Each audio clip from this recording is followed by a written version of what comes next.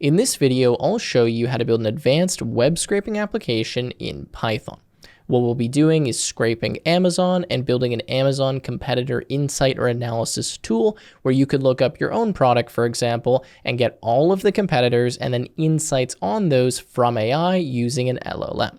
Now, this will lay the foundation for what very legitimately could be a $1 million project idea and that you could run as a SaaS and make a lot of money.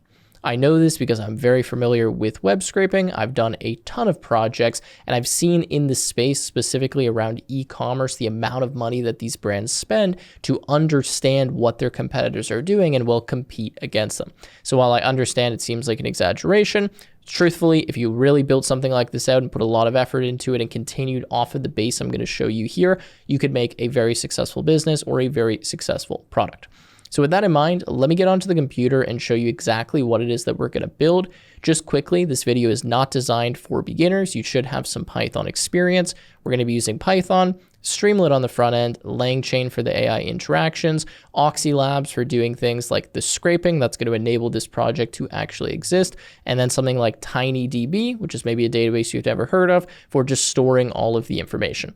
Now, just to touch on the scraping for 1 second here, like I said, we're going to use a service called Oxylabs. This provides a web scraping API that makes it extremely easy to just send a network request and get all of the data scraped automatically. They handle parsing it, proxies, all of that kind of stuff. Now, for this video, you're able to use this for free. You can get a free trial. I'll talk about that later. But if you want to purchase more credits, you can use the promotional code TECHWITHTIM and use the link in the description to get 20% off. I'll go over the stack more in depth in a second and go over kind of the architecture of the project, but let's go over to the computer and look at a quick demo. So I'm on the computer here and you can see that I have a simple dashboard that I've built in Streamlit here just to display some of the results and to be able to look up an Amazon product. Below it shows you a list of all of the products that you've looked up. So I have like hundreds of pages of this because I've been scraping tons of stuff and you can see all of the photos and kind of results. In my case, it's in AED, which is Durham because I'm in United Arab Emirates. I also have some in USD and you can change the location that you want to scrape from. This is just a short list, but you can scrape pretty much any Amazon marketplace. So what we could do is we could go to Amazon, we can find a product, so maybe like protein powder or something. We can copy the ASIN, which I'll show you how to get later in the video. It's also embedded in the URL. And then what I can do is paste that here. We can actually do some geolocation. So if we want, we can put a zip code or a postal code. If we wanted to search for like a certain place in the US or something, or Canada, we can change the domain. In my case, I'm going to go to AE because I want to scrape the United Arab Emirates site. And I'm going to go with scrape product. Now it's going to take a second and it's going to pull all of the details for this product. And then once it does that, we can look up all of its competitors. So you can see the product was scraped and we can see the product actually shows up right here, gives us some basic information about it. And then what we can do is we can start the competitor analysis for this. What that's going to do is it's going to go back to Amazon. It's going to look at a bunch of other information related to this product. It's going to search for pretty much all of the competing products on the same marketplace. And then it's going to return those to us and give us kind of an AI analysis saying where this product is positioned. Is it premium? Is it cheaper? What could it do to maybe stand out more? You'll see in a second once this result finishes. Okay, so you can see here that this just finished. It gives us a summary of kind of all of the competitors that it found here. And then what we're able to do is analyze this with an LLM. So we can just press this button. It's going to essentially inject all of this as context to a prompt that I wrote and then gave us a kind of LLM summary. Okay, and there we go. We kind of get the summary here with the LLM. Now, this is not perfect. There's a lot of improvements that could be made, but the point is I'm going to show you how to build this project. You can get the base done. You'll see kind of the data flow, how you set up the AI components, all of that stuff. And then you can adjust this project to do pretty much anything that you want and even scrape a different site if you wanted to do that.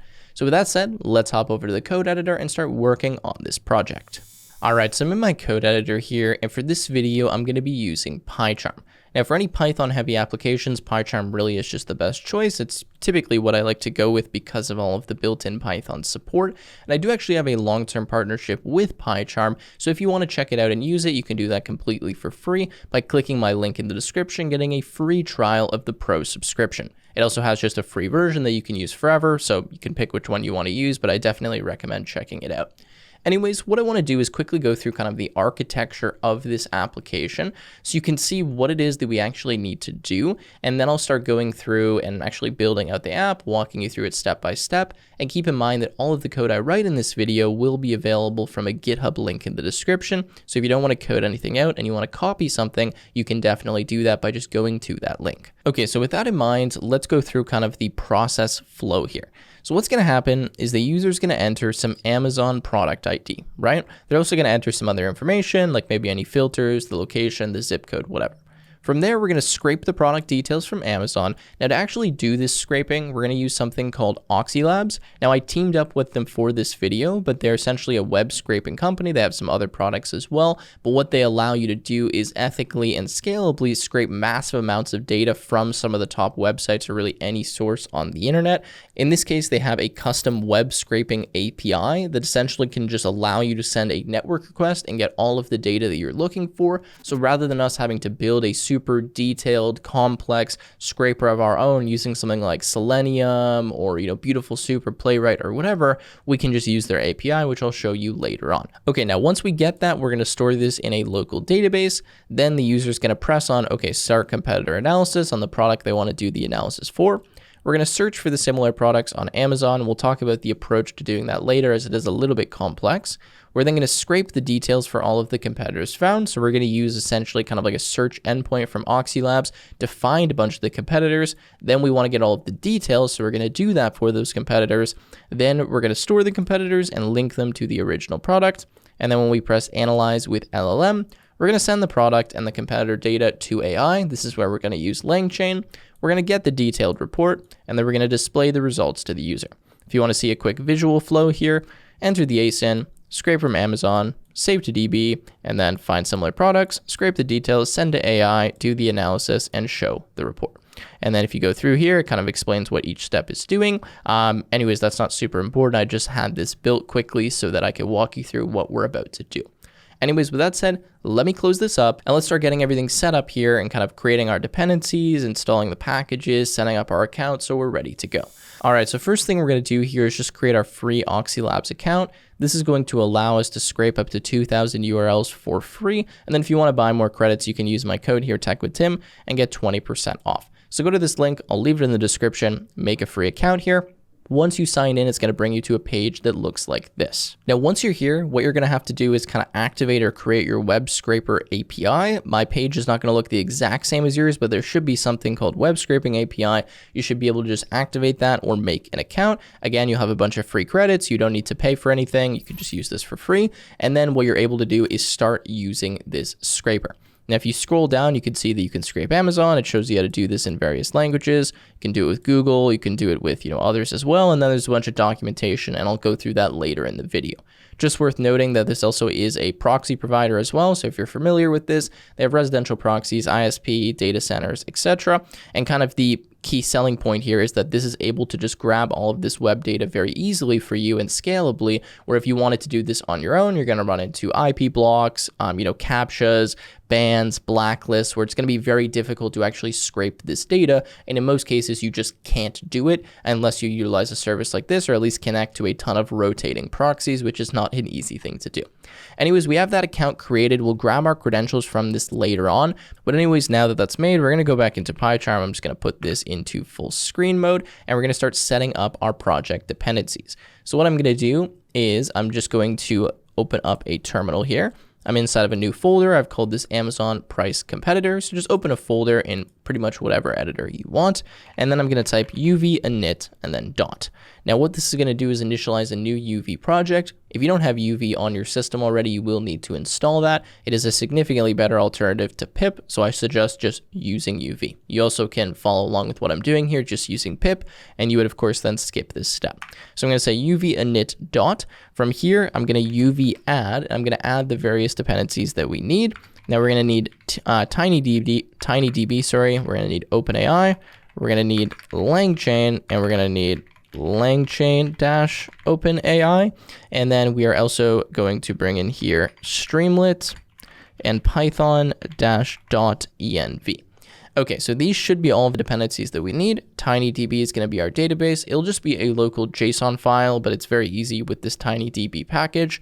OpenAI for working with OpenAI. Langchain for, well, working with Langchain and kind of building a little bit of an agent. Same thing for the connector here, Streamlit for the front end, and then python.env for loading in environment variable files. So let's go ahead and press enter and add all of those dependencies. All right, so now that I have that, if I open up my folder, I should see a bunch of files here. I want to start just kind of scaffolding the application, and then we will build into, actually writing the code. So what I'm going to do is make a new folder here, and I'm going to call this SRC. Now inside of SRC, I'm going to make a few Python files that I'll need later on. So the first is just going to be an init file. So I'm going to say underscore init underscore .py. Okay, we're just going to add that and leave that empty to make this a Python package. We're going to make a new Python file. This is going to be called db.py for just handling our database connection. We're then going to make another new file, and we're going to call this the Oxylabs underscore client .py. That's going to be for doing the connection with our web scraping and essentially grabbing all of the data and again dumping it to the database. Then we are going to make one called services, if we can spell services correctly, .py for kind of some utilities. And we're going to make another new file, and this is going to be called LLM.py. You can probably guess what that one is going to do. Okay, so that's that. Then what we're going to do is make another new file, and this is going to be a .env file. Now this is where we're going to store some environment variables which are sensitive that we don't want to share with anyone else that we're going to use inside of our project. So let's actually start by just grabbing our environment variables so we can spend some more time just inside of the code editor and I'm not moving around too much. So my first variable is going to be Oxylabs underscore username is equal to an empty string, and we'll put our username in 1 second.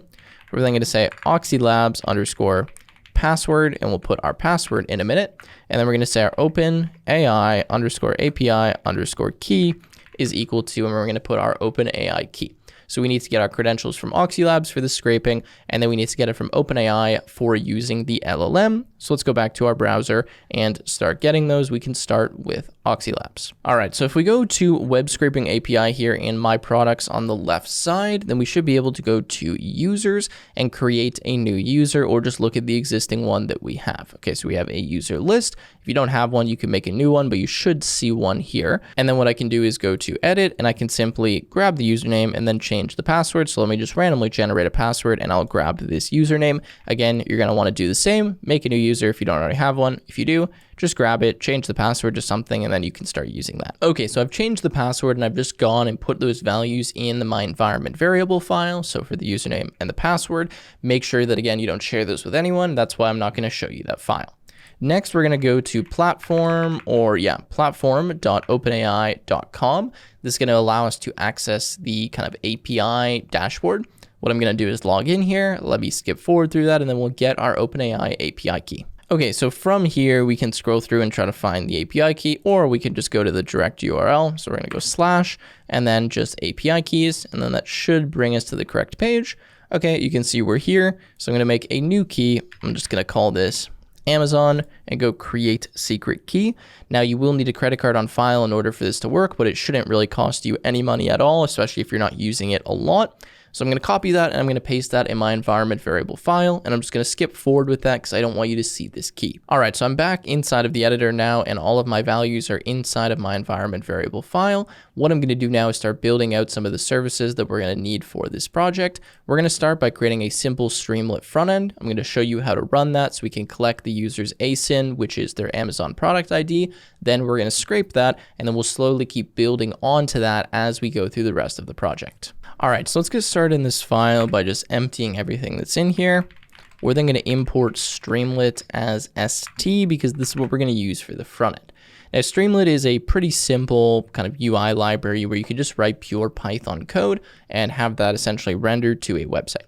So what we're going to do for the Streamlit code is we're going to start by just making a few functions. So we're going to have one called render header. Now what this is going to do is just have a title and a caption. So we're just going to say st.title, and then we can say something like Amazon competitor analysis, okay, like that. And then if we want, we could do something st.caption and say like enter your ASIN to get product insights or something like that. We'll then have another function. This one's going to be called render underscore inputs.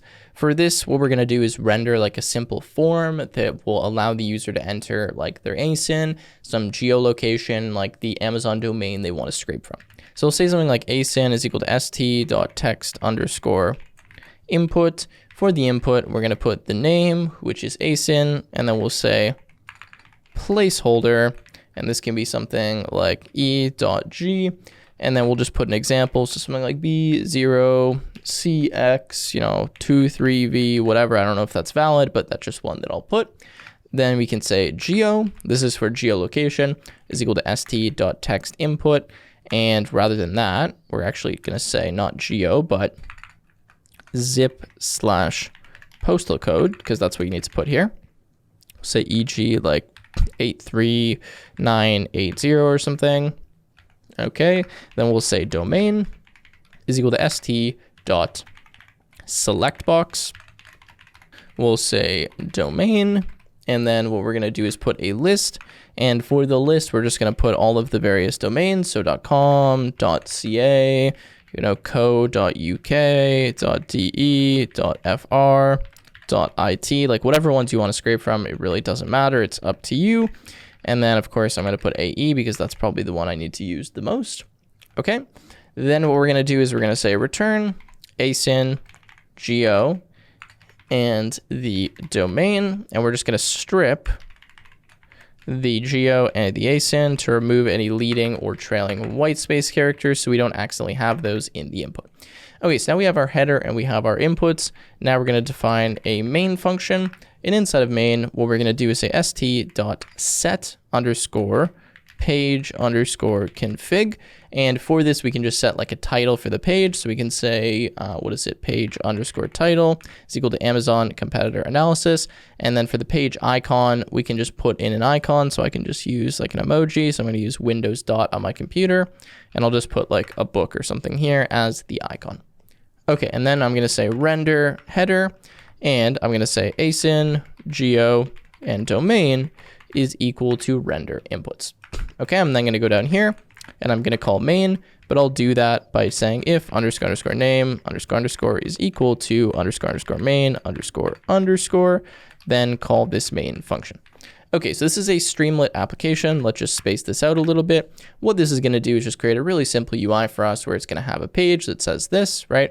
It's going to have our 3 inputs, and then it's going to render them.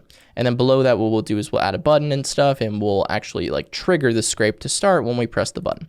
So for now, what I can do is I'm going to go here. I'm going to type uv run, streamlit run, and then main.py.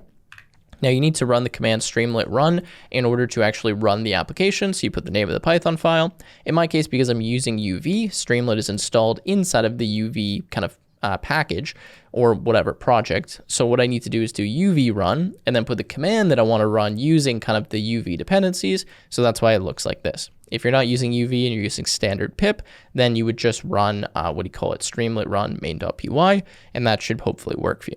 Okay, so I'm going to go ahead and press enter, and then it should open up an application for us, and you can see that we get kind of the simple UI. We can select some stuff, we can enter a ASIN, and we are good to go. Now we can leave this open if we want, so I'll leave that there, and we can just refresh it as we make changes. Okay, and now what we'll do is we'll start adding kind of like a button so a user can press something, and actually we can start the, the scraping.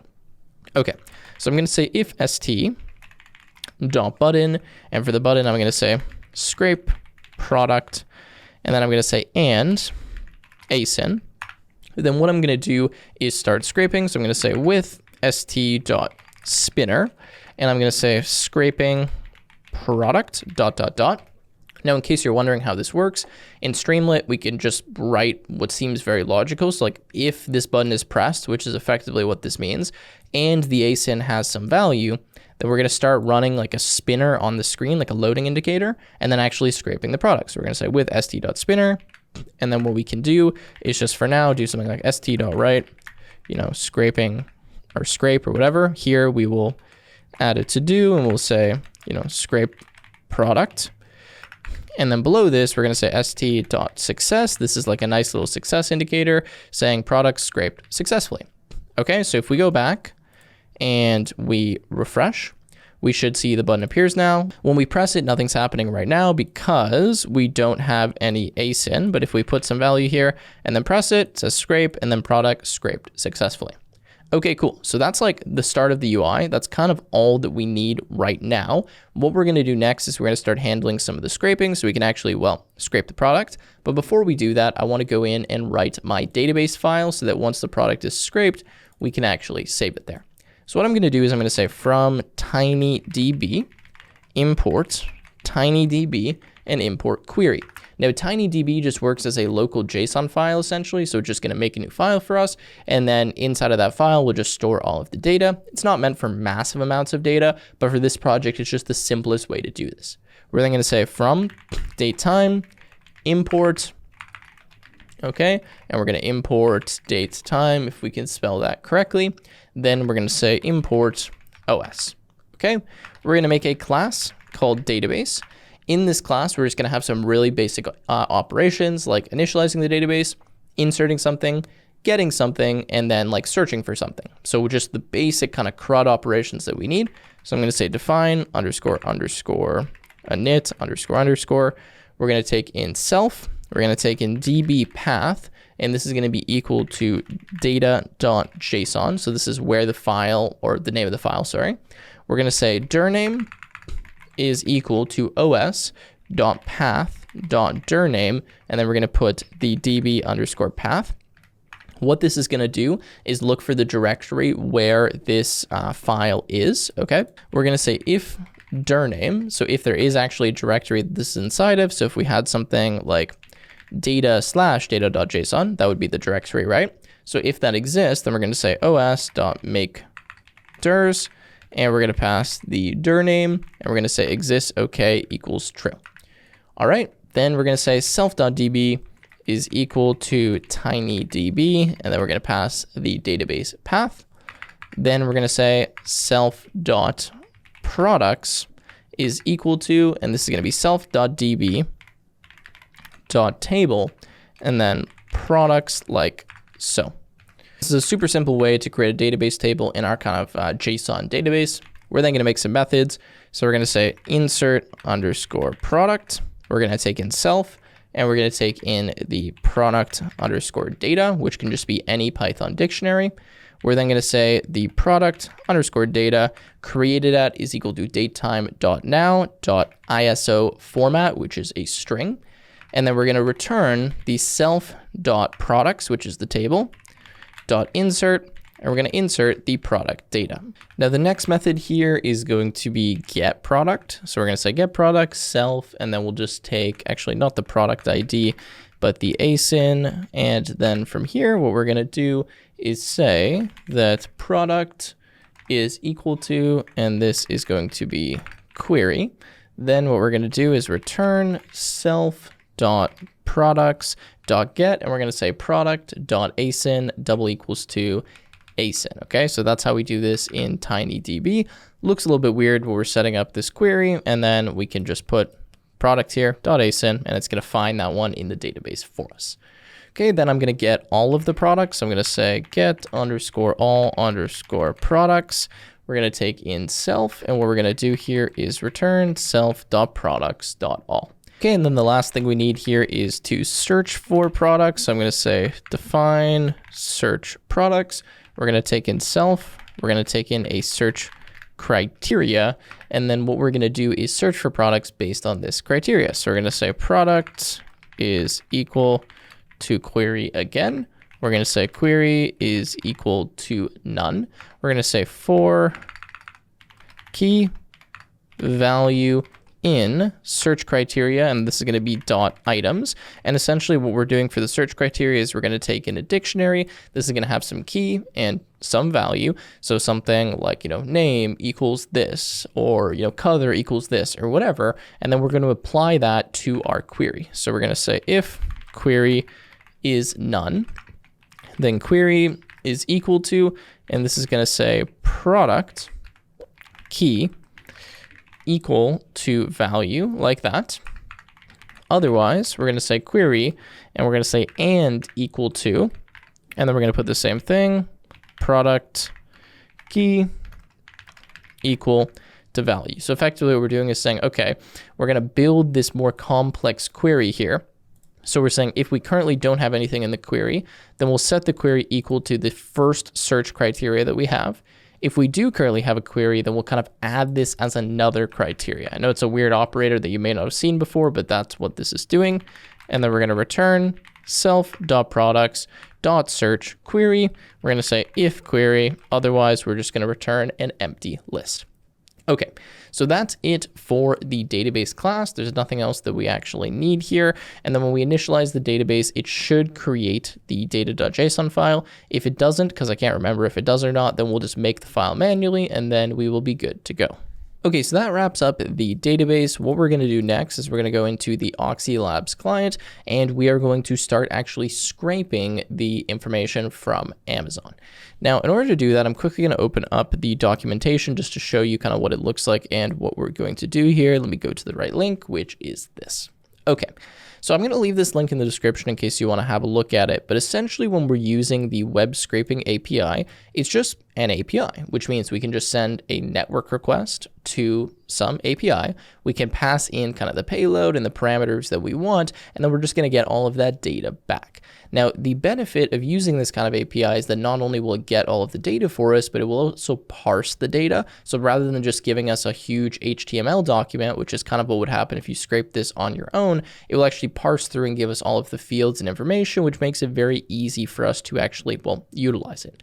Now you'll see that there's a few different values we can use here when we're using the Amazon, it's kind of SERP API or Scraper API, whatever you want to call it. We can search for an Amazon product. We can use Amazon search where we're actually getting search results. We can look for pricing, sellers, best sellers, reviews, questions, or just Amazon in general and scrape any URL that we want. And there is dedicated parsers for all of these. So we're just going to be using the first two, which is product and search, but feel free to mess around with the other ones if you want.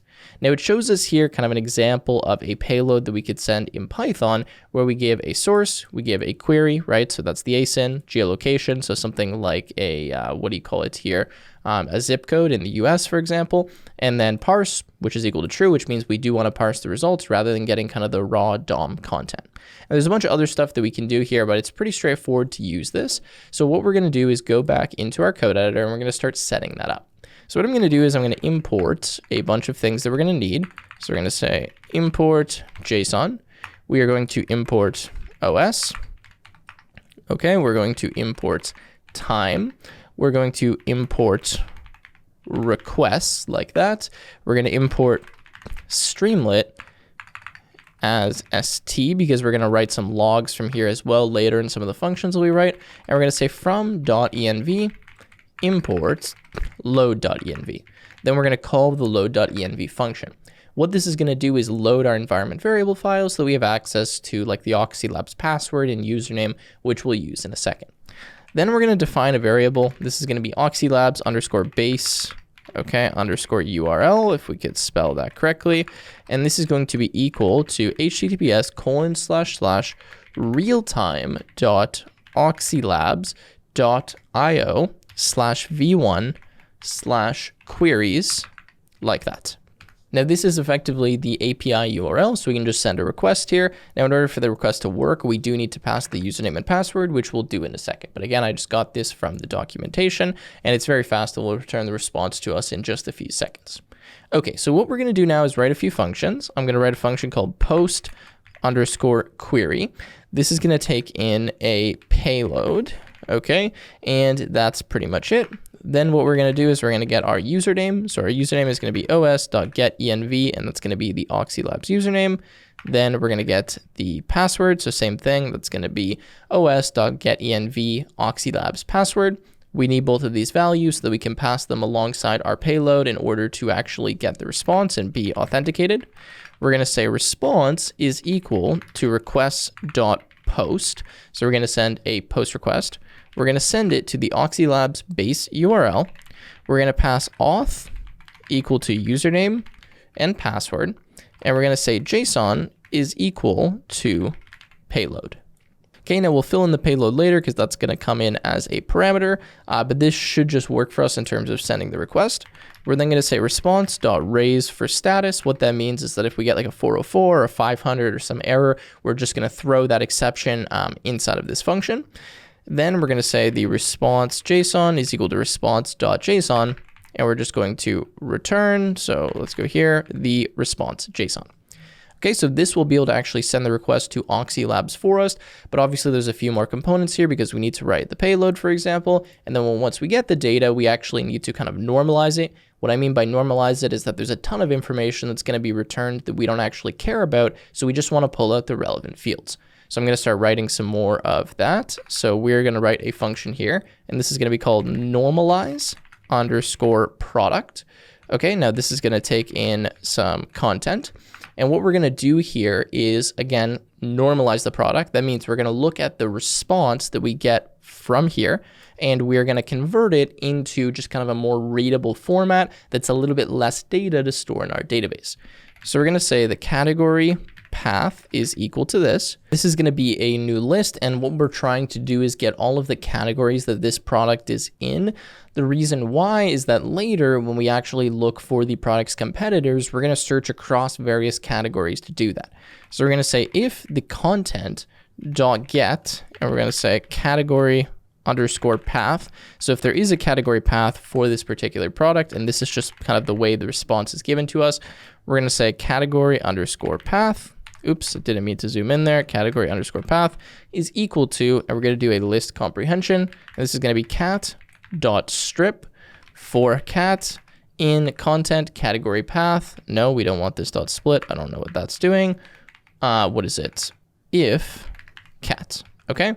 Okay, so we're saying we're going to loop through all of the categories in the category path. All right, we're going to get each category. If it exists, then what we're going to do is strip it and just add that in this list. Okay, then we're going to return, and what I'm going to do is just copy this in because it's not really worth typing it all out because it is a little bit long, and then I'll kind of pause and explain what we're doing. All right, so we're going to return this. This is all of the information that I want to store about a particular product.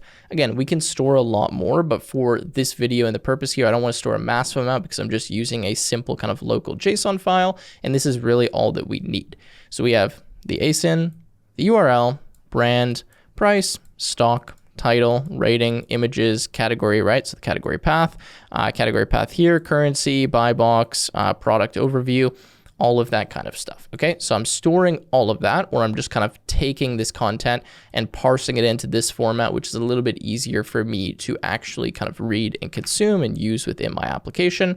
And there's a few more functions that we need. However, before I get to those, I want to go back to the documentation and explain to you kind of how I'm even doing this or came up with this code.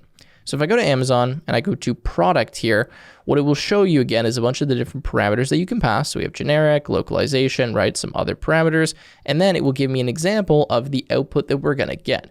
So you can see that we have this really large output with a ton of information, and I don't need all of this information for every single product, right? So that's why I'm kind of normalizing it, where I'm just pulling out the information that I actually care about. And if there was additional data you want, then you could just keep all of it, or you could just pull out that information from the response, okay?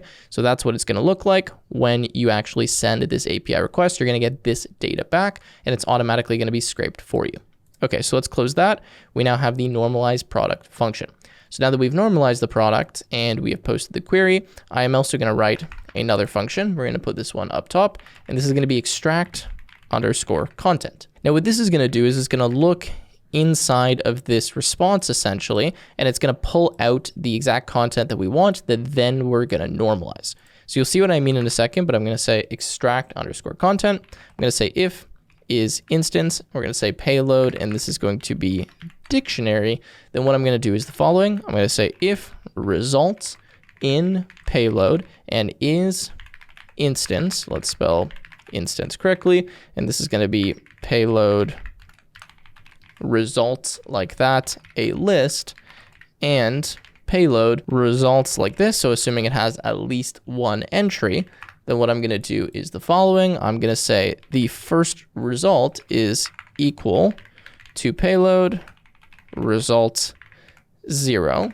Okay, and then I'm going to say if is instance, and I know this is confusing. I'll explain it in a second.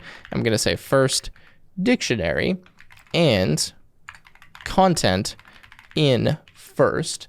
Then I'm going to return the first at content.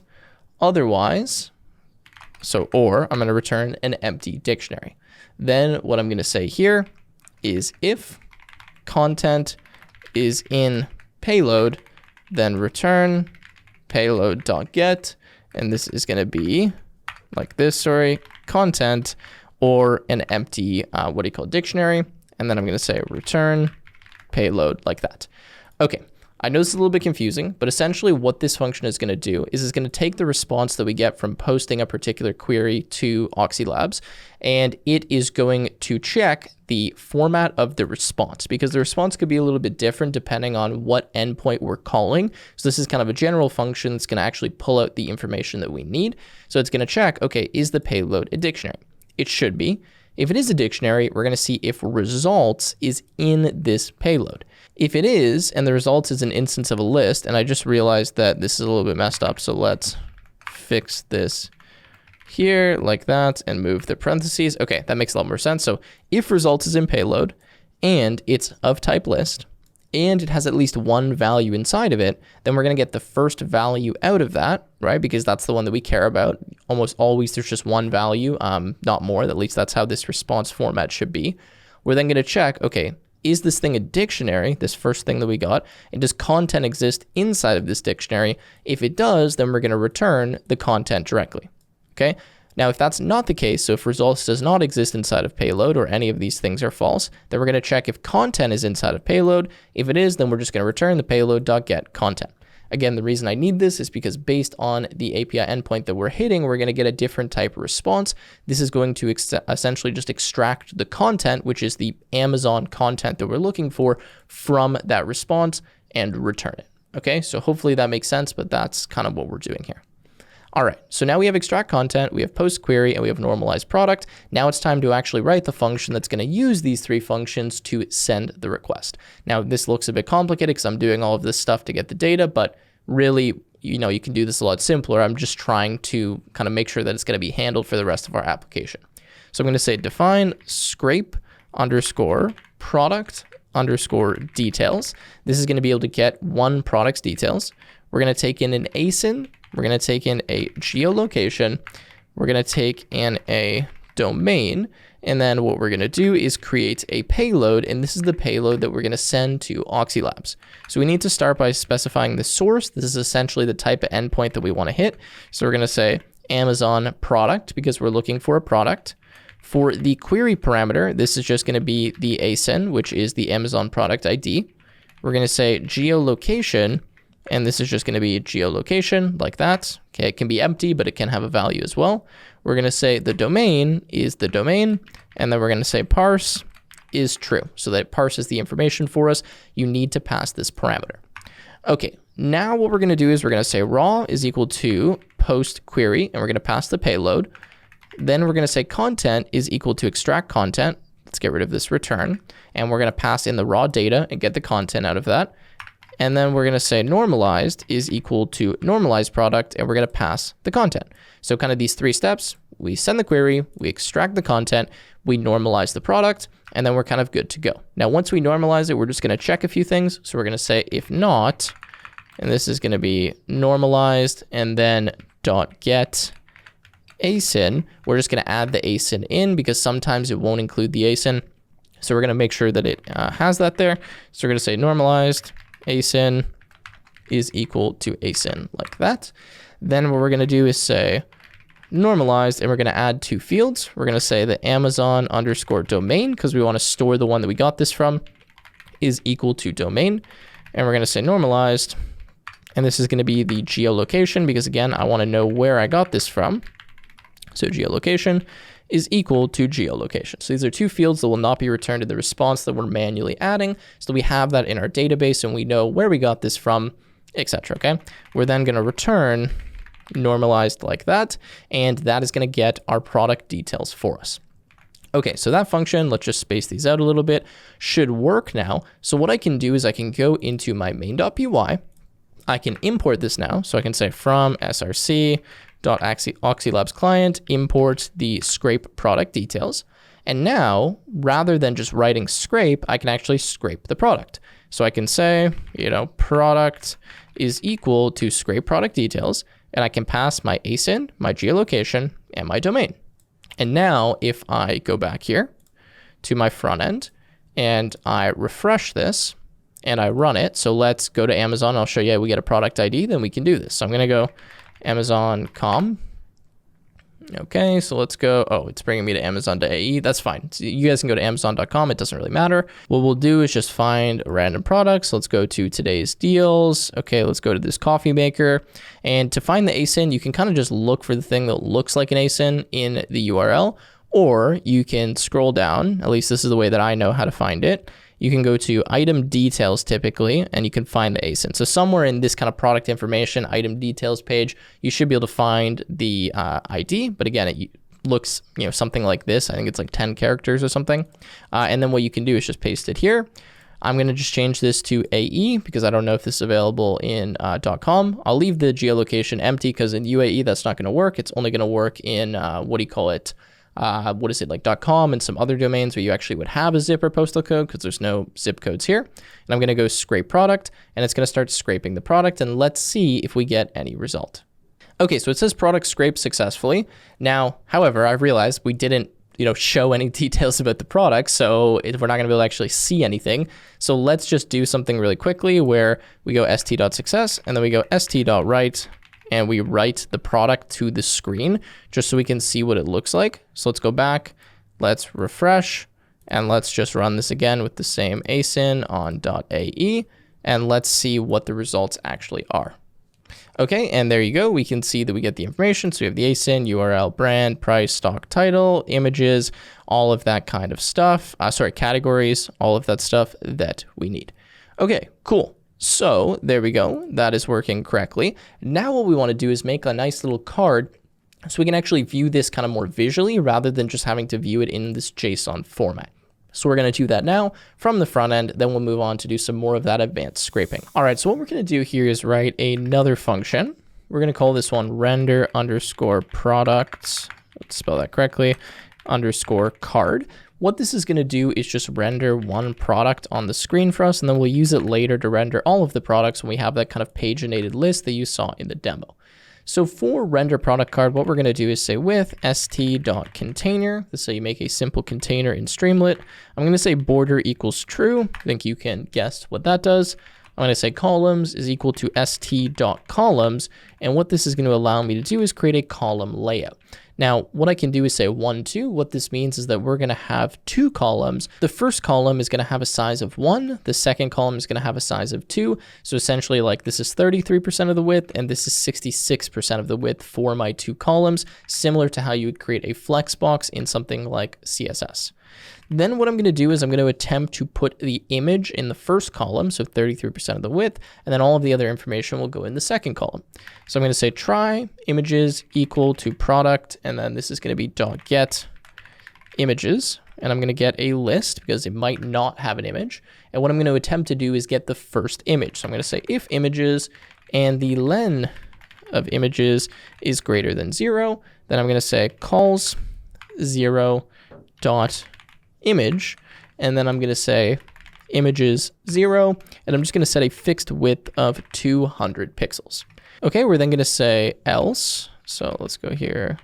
Else calls 0, okay, dot write, and we're going to write no image found. Okay, so this is how you can kind of write into a column layout. We have these 2 columns, right? So we go call 0, that's the first column. Calls 1, which we're going to use in a second, will be the second column. We just say columns dot and then whatever we want to put there. So we can put an image, we can write something, we can put markdown, etc. Then we're going to put an except here. So if there is some error, we're going to say calls 0 dot write, and then we're going to say error loading image, like that. Okay. So that's going to be the image. So that's going to be the first kind of column here, okay? Because we're inside the container, we have the columns. And now inside of this with statement, we're going to write the info column. So we're going to say with calls 1. Now, when we do this, it means that we're going to write inside of the first column. So what we're going to do is say st.subheader. Okay, so subheader like that, if we can spell it correctly. For this, we're going to say product.get and then title in lower cases. And we're going to say, or this is going to be the product, and then this is asyn like that, because we know we'll have an asyn. Then we're going to say our info underscore columns is equal to st.columns, and this time I'm going to put 3. When I do that, it just means 3 equal with columns. We're going to put the currency first of all, so we're going to say currency is equal to product.get and then currency. And if for some reason it's not there, then we'll just put an empty string. And then we're going to get the price. So we're going to say price is equal to product.get price. And then same thing. If it's not there, I'll actually just put a dash. Then what I'm going to do is start writing into my columns. So I'm going to say info underscore columns at column 0. And for this, I'm going to say dot metric. This is something that you can use within Streamlit. And sorry, this should say info calls, not columns. Okay, we're going to say metric, and then we're going to say price like this. That's going to be the title of the field. And then we're going to put an F string. And inside the F string, we're going to put the price. Okay, or actually, we'll put the currency first because that usually makes sense. So we're going to put currency, then price like that. If we have a currency, otherwise, we're just going to display the price. Okay, that's the first column. Then we're going to say info calls at 1.write. And what we're going to write is so we're going to say brand. This is also going to be an F string. For the brand, we're going to say product.get and then brand, and then we're going to put a single quote, and if it doesn't exist, we'll simply put a dash. Notice that when I'm using quotes inside of my F string, I'm using single quotes here, and I have double quotes on the outside. You need that with the F string, otherwise you're going to get a quotation kind of termination error. And I'm just going to copy this, and I'm going to change this now to be the product. So we're just going to replace brand with product. Okay, and then rather than getting the brand, we'll get the product like that. Okay. So again, we're kind of creating this complex layout. We have a container. We have 2 columns in there. In the first column, we are putting the image. In the second column, we're putting 3 more columns. And then inside there, we have the price, the brand, and the product. And then we're going to show a few more pieces of information. So we're going to say domain underscore info is equal to, and this is going to be an F string of Amazon dot, and then this is going to be product dot get. And we're going to look for the Amazon underscore domain. And if that doesn't exist, then we're just going to put com like that. Okay, so that's going to be the domain info. We're going to say the geo underscore info is equal to, this is going to be product.get and then geo, and actually geo underscore location is what we're going to put there. Okay, and if that doesn't exist, we'll just put a dash. Then we're going to say st.caption, and we're just going to write in this, column here with an F string. We're going to say domain, and that's going to be the domain info. And then we'll put a pipe and we'll say geolocation is the geo info. Okay, and then we're going to put the URL to the product. So we're going to say st.write. We're going to say product.get, and we're going to get the URL, otherwise an empty string. And then we're going to put a button, because this is how we're going to get the competitors. So we're going to say start analyzing, okay, competitors, if I could spell this correctly. Okay, my typing skills are getting weaker and weaker in the age of AI here. We're going to say the key for this button is equal to F, and we're going to say analyze, okay, analyze underscore, and then we're going to put product, okay, and then inside of here, this is going to be asyn.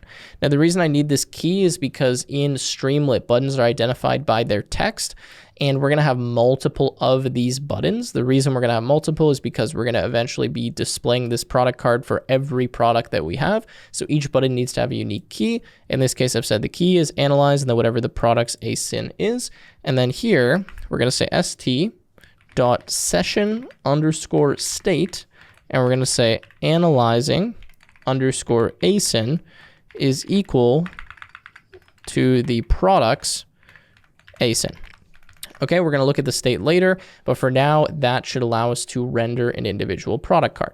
So what I want to do now is, as soon as we get this product, I want to render it. So rather than just writing the product card, we're going to say render product card, and then we're going to put the product, and now we should be able to test and see if that card is working. So let's make sure this is running. Looks like it is, okay. Let's go into our browser. Let's refresh. Okay, and then I need to grab one of these. So let's pull that here, paste it. Okay, let's try on AE and scrape the product and see what the card looks like. Okay, and you can see that this is what we get. So we have quite a long title, the price. Let me make this bigger. So, oh, okay, that's interesting. It's not very large. We'll fix that in a second. We have the brand, doesn't say anything about the product. We have the domain, and then we have the link, and we can press this button. Okay, now I think I need to make this wider though, because for some reason it's not showing us kind of the full width. So let me look at how we can do that. Okay, so let's go back here. And I believe actually it is inside of this. Yes, where we have the page config. We're just gonna say layout is equal to, and then I think we can just type wide.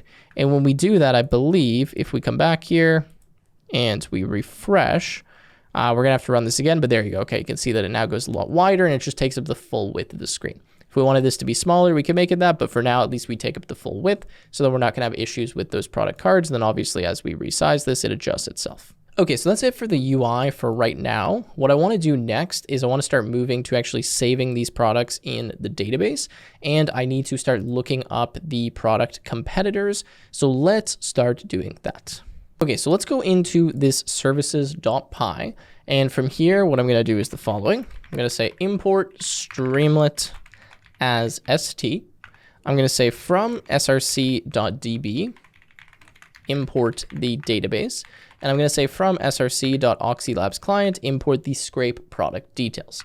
Now, what I'm going to do for now is I'm going to write one function, and I'm going to say define scrape and underscore store product.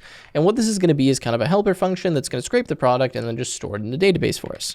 So we're going to take in the ASIN, we're going to take in the geolocation. Let's spell geo correctly. We're also going to take in the domain, and then we're going to call this and then save it in the database. So we're going to say data is equal to scrape product details. We'll pass the ASIN, geolocation, and domain. You can see that the autocomplete is doing very good here. So I'm going to remove this. It says, okay, we're going to create a new instance of the database. Then we're going to say db.insert product, and we can just return that so that we still get the data. So now what I'm going to do is I'm going to go to main.py. And rather than directly calling scrape product details, I'm going to call the scrape and store so that we're storing it in the database. So to do that, I'm going to change the import. I'm going to say from src.services, import scrape and store product. And then I'm going to change this now so that it says scrape and store product. All right, and now what we can do is we can test this again and just make sure that it's saving in our database. So let's go here. Okay, let's copy the ASIN again, which is this, and put it here and go to AE and scrape. And let's see if it stores in the database. Okay, so it did. However, we're getting some error here because of what we're returning. So we're going to fix that in a second. But you'll see now we have this database where it says data.json, and then it will contain all of the data here that was scraped about this product. But let's just quickly fix something. So we can see scrape and store product. It looks like it returned a number, which isn't really what I'm looking for. So rather than returning this here, let's just actually call that, but then let's return data so that we return what was scraped, and then we can still render that onto the screen. So I'm actually pretty well certain that's going to work. So we'll just leave that as is. And now we're going to move over to Oxylabs clients, and we're going to start grabbing the competitors. Now, this is where it gets a little bit more complicated, but what we're essentially going to do is we're going to search on Amazon for products that are similar to the product that we're getting the competitors for. Now, in order to do that, we can search within multiple categories. So each product that we scrape is going to have some categories associated with it. In fact, if we go to data.json, it's a little bit difficult to read, but if we were to scroll through this, we would see that we have kind of like a category field. Yes, so we have categories, right? And then we have like all kitchen is one of the categories. Then we have like coffee, tea, and espresso.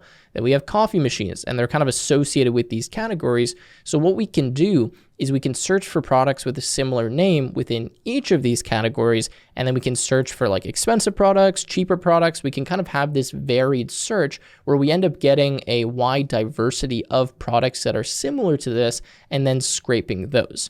So step one is like searching for these products. So we can do that using Oxylabs. Again, I'll show you how do we do that in a second.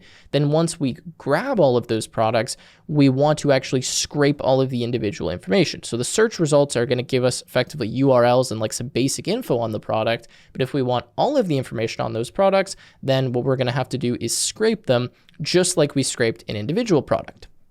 You'll see what I mean in a second, but that's what I'm going to start setting up now. Again, it's going to be a little bit confusing because there is a fair amount of code here. Just bear with me. I promise I'll explain everything as we go through it. So let's start by writing a function here. And we're going to call this define search underscore competitors. Okay. Now in here, we're going to take in a query title. This is effectively what we're searching for. A domain, categories, okay, then pages and geo underscore location. And for the pages, we're going to make this equal to 1, and the geolocation is just going to be equal to an empty string to start. Now inside of here, we're going to start writing some logs as well so we can see what's happening inside of Streamlit. So we're going to say st.write, and we're going to say searching for competitors. Now I'm just going to add a little emoji in Windows here by pressing the Windows and dot key, and I'm going to go magnifying glass like that. Okay, so searching for competitors. Then we're going to go and say our search title is equal to, and I'm actually going to fill this in 1 second. I'm going to say my results are equal to, and this is going to be a list. And then I'm going to say my scene asins is equal to a set. Now, what I want to do is I want to start by actually taking whatever it is that I'm going to query. So this could be like the title of a product, right? And as we saw, the title of the product can be like really obscure and contain a lot of information that we don't need. So what I'm going to do is kind of clean up the title of my product so it's a little bit more generic, and then I'm going to use that as the search string. So for example, if we have like a Garmin Ultra Watch X27, whatever, we probably just want Garmin Watch or something, right, as the query string. So I'm going to write some really simple logic just to clean up that string. It's not going to be perfect. We definitely could enhance this by using like an LLM, for example, to come up with the search strings, but I just want to keep it a little bit more simple. So what I'm going to do is write a function. So I'm going to make a function called clean underscore, and this is going to be product name. What we're going to do is we're going to take in some title, and we're going to say if dash, okay, is in the title, then what we're going to do is effectively remove everything after the dash. So we're going to say title is equal to title.split. We'll put the dash, and then we'll put 0. This just gives us everything before the dash. We're going to say if there is a pipe in the title, then same thing. Title is equal to title.split at pipe, and then take whatever's on the left side of that. Then we're going to return the title.strip, which is going to remove any of the leading or trailing white spaces. Now, this is like a super simple function. The idea here is that you can make this a lot better, and obviously the better the search, the better results you're going to get. But for now, we're just going to try to remove any of those random details that typically come after a dash or a pipe. So for our search title, we're just going to call the clean product name function, and we're just going to pass our query title in there, and then that's going to give us something that's a little bit better for searching. Okay, so now we are going to go down here, or actually, we're going to make another function, and for this function, we're going to call this normalize underscore search underscore results. So just like we need to normalize the product results that we get, we're going to normalize the search results as well so that we're not storing a bunch of data that we don't need. So we're going to say item, okay, because we're going to normalize an item. We're going to say async is equal to item.get, and then this is going to be async or item, so let's put the or here, or item.get, and this is going to be product underscore async because it could become, it could be under either of those names, sorry. Then we're going to say title is equal to item.get, and then title. And we're going to say if not async or title, then return none, because if we look up something that doesn't exist or we don't have either of those results, then we don't need to bother kind of looking through that anymore. And then what we're going to do is we're going to say return, and we're going to return async, which is the async. We're going to return title. This needs to be in quotes because it's Python dictionary. Title. We're going to return category. This is going to be item.get and then category. We're going to return the price, and this is going to be item.get and then price. And we're going to return the rating, and this is going to be item.get and then rating.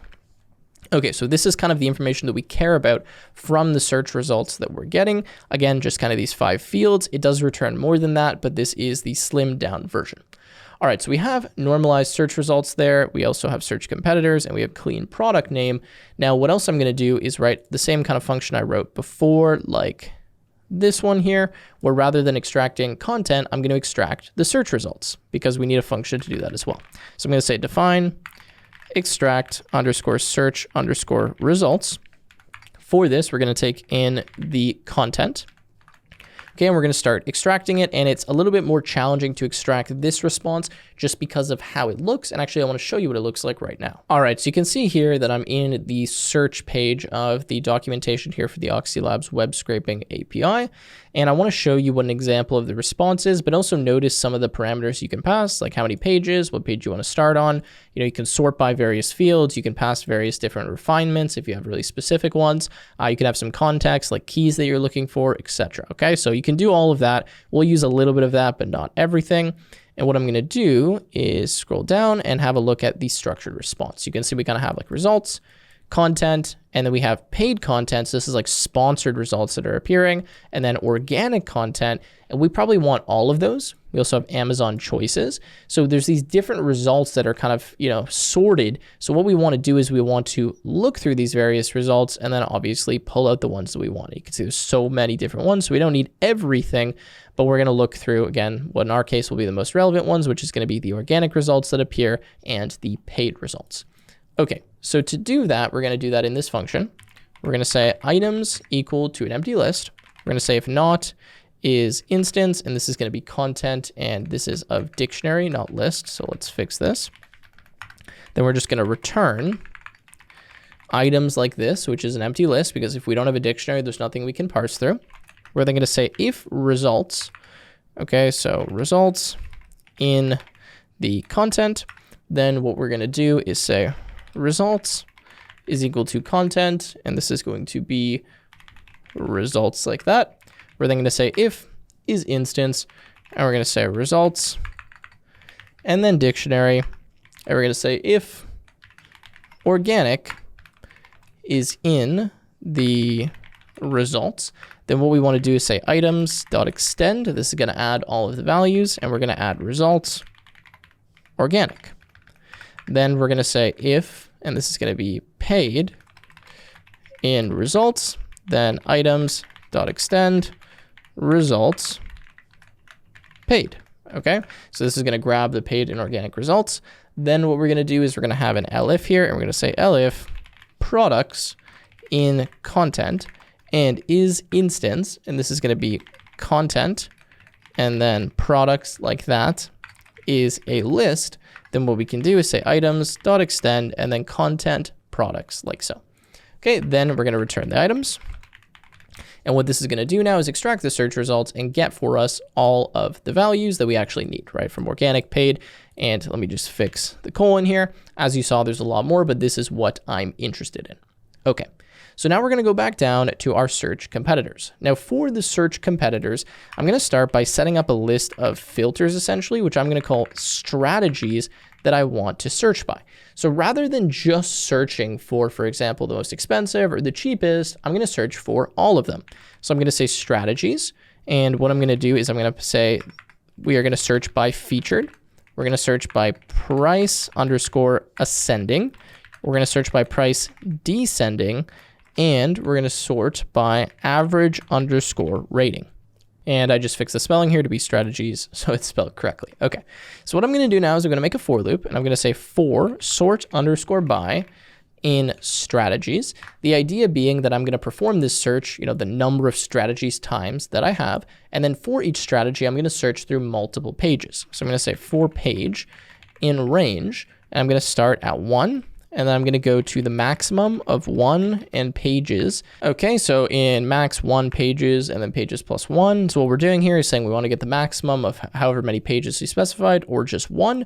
And then we're just going to add 1 to that. So we'll at least scrape 1 page every single time. Then what we're going to do is say payload is equal to, and we're going to specify the payload that we want to pass to Oxylabs. So we're going to say source. And then I'm going to say Amazon underscore search, because that's kind of the method that we're using here.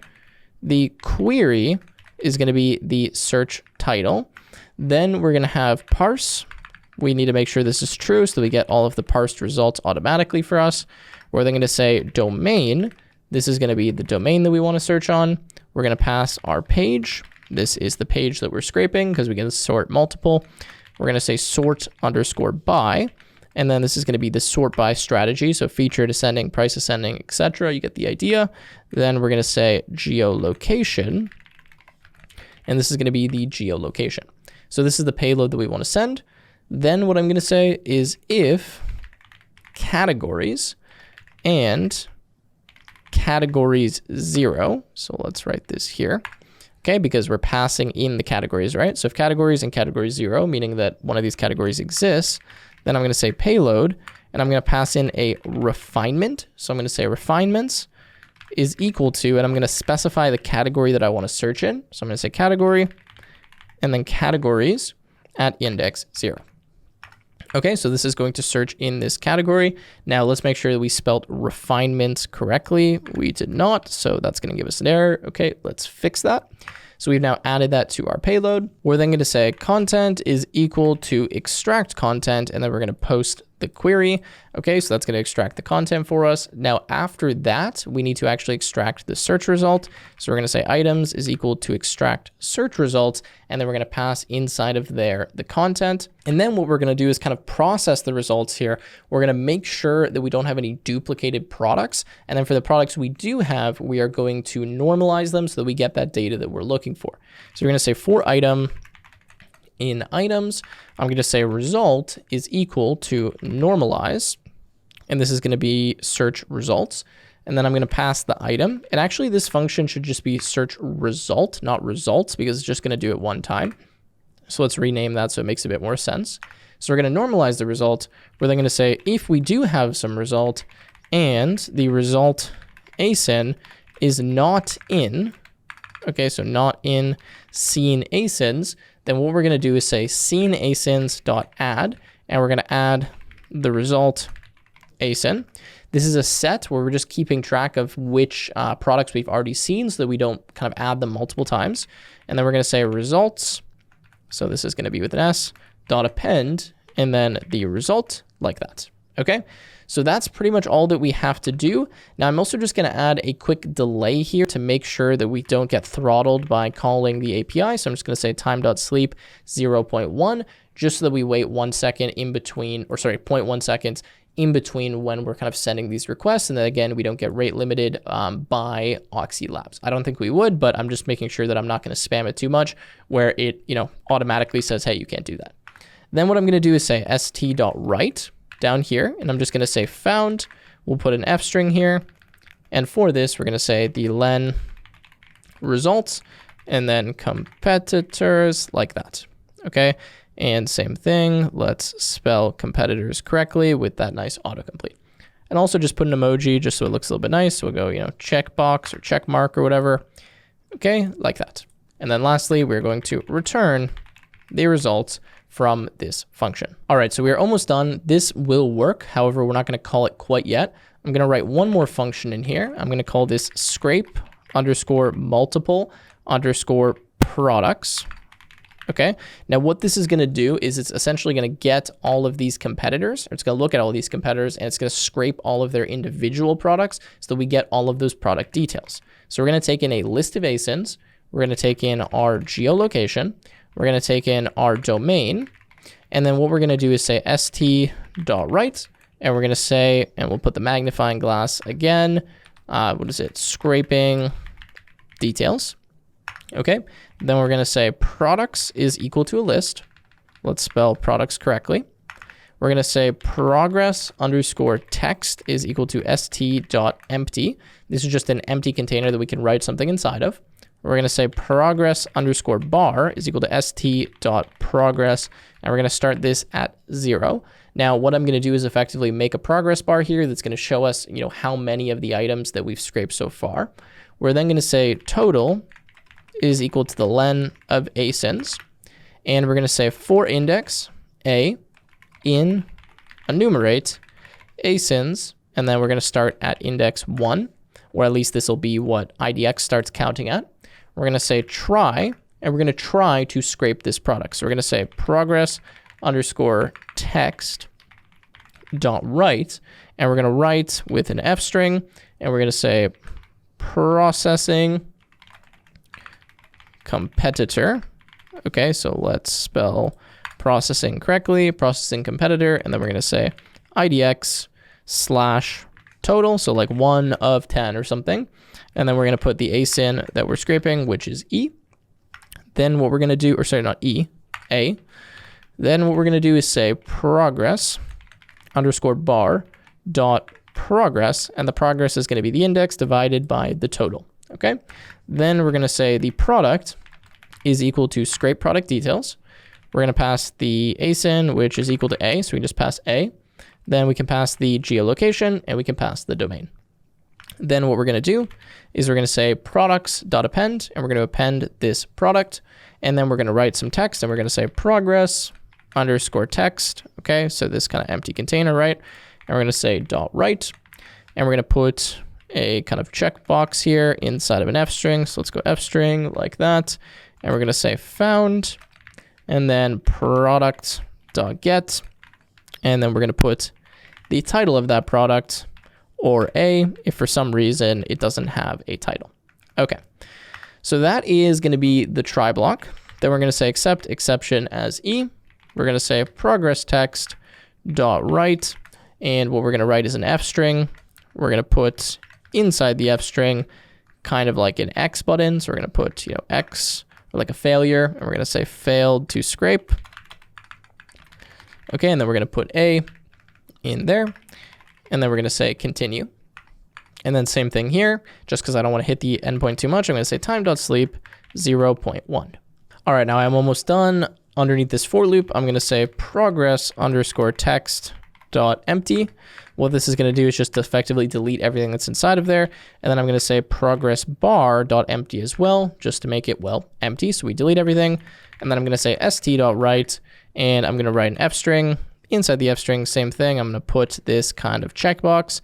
And for the checkbox, I'm going to say successfully scraped. And this is going to be inside of our brace, len products like that, out of, and then we're going to say total competitors like so. Okay. And successfully, there we go. Let's spell that correctly. And then what we can do is we can return our list of products. All right, so all we're doing, right, is kind of just having some progress here, so we can see how many, competitors that we've currently scraped. We're going to scrape each of them, grab their information, and then we are going to, return this. Okay, so that's it for this file. This allows us now to search the competitors, right, to scrape multiple products, which we'll do after we search the competitors. And what we need to do now is go to our services, and I'm going to write some functions here that will allow us to call these effectively and have kind of all of these operations running in one. So this function that I'm going to write is going to be called fetch, okay, and store competitors. And this is going to kind of combine all of that code that we just wrote. So we're going to take in the parent ASIN, which is the product that we want to get the competitors for. We're going to take in a domain, a geolocation, and the number of pages, which by default is going to be equal to 2, but we can make that larger if we want.